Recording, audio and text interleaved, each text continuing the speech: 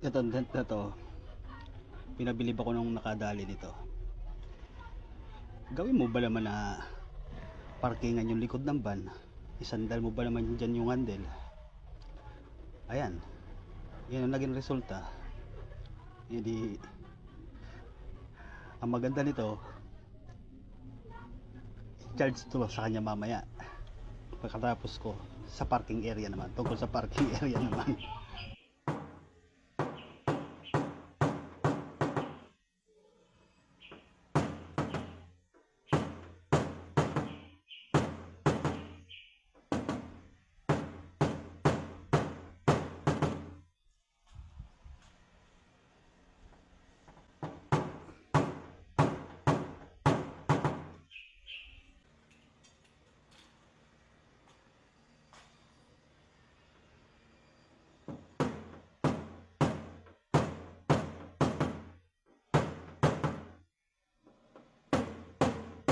Mark po rito, papakita ko pa sa iyo yung resulta pagkatapos ko.